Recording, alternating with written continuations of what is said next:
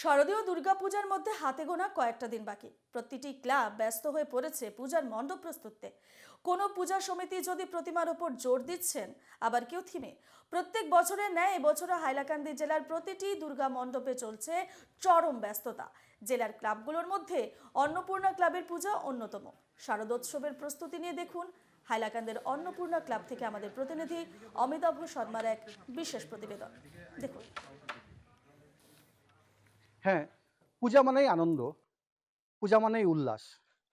বাঙালিদের বিশেষ করে শারদীয় দুর্গাপূজা সবচেয়ে বড় একটি উৎসব। এই উৎসবকে কেন্দ্র করে ইতিমধ্যে আশ্বিন মাসের শুরুতেই চারিদিকে চলছে তৈয়ারি। প্রতিটি মণ্ডপ তৈরি হচ্ছে নতুন নতুন থিমের আদলে। আমরা এখন উপস্থিত হয়েছি হাইলাকান্দির মা অন্নপূর্ণা ক্লাবে। আমি ক্যামেরা পার্সনকে অনুরোধ করব সার্বিক পরিবেশ দেখানোর জন্য।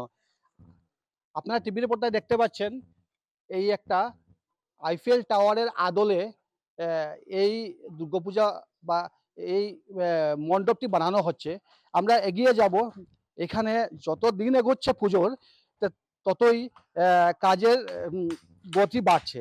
আমাদের সঙ্গে আছেন এখানকার কমিটির সম্পাদক অধিবক্তা গৌতম ঘোষ। আমি ওনার কাছ থেকে জানার চেষ্টা করব প্রতি বছরই আপনাদের পূজার একটি গুরুত্ব রয়েছে বা এই বরাক ভ্যালিতে বিশেষ সুনাম রয়েছে। এই বছরে আপনারা কি নিয়েছেন, মানে কি করতে চাইছেন? এবারে আমাদের বিশেষ আকর্ষণ আইপিএল টাওয়ার।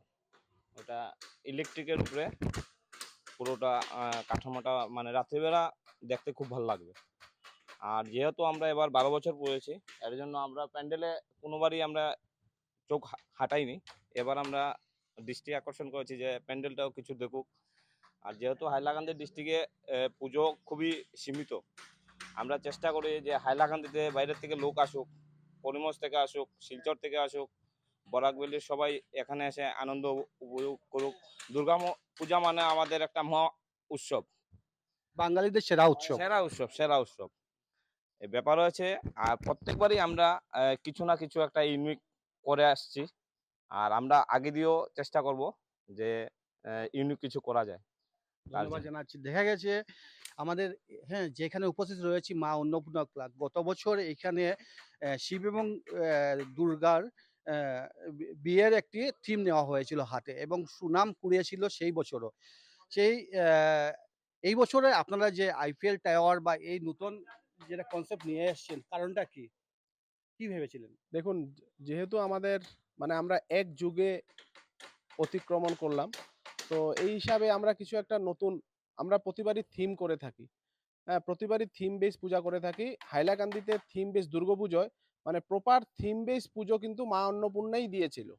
তো সেজন্য এই নামেই সবে আমাদের চিনে যে থিমের পুজো দেখতে হলে মা অন্নপূর্ণাতে যেতে হবে। শুধুমাত্র হাইলাকান্দি নয়, বরাক ভ্যালি আপনি বলতে পারেন, সমগ্র বরাক ভ্যালি এমনকি আগরতলা, ত্রিপুরা থেকেও মানুষ আমাদের পুজো দেখতে আসতো। তো এবারও আমি সবাইকে আগ্রহ করব আপনাদের চ্যানেলের মাধ্যমে যে সমগ্র বরাকবাসী যাতে আমাদের পুজো দেখে, এবং আমাদের ওই আশাটাই কিন্তু আমাদের উৎসাহ, এবং এই উৎসাহ যাতে আমাদের প্রতিবার দিয়ে যায়। এবং আমরা এবছর এইটা বেছে নিয়েছি কারণ আমরা থিম থেকে অল্প সরে এবার কিছু মানে অন্য করার চেষ্টা করছি। কারণ যেহেতু আমাদের 12 বছর পূর্ণ হয়েছে, প্রতিটা ল্যান্ডমার্কে আমরা কিছু একটু মানে হাটকে জিনিস করার চেষ্টা করব।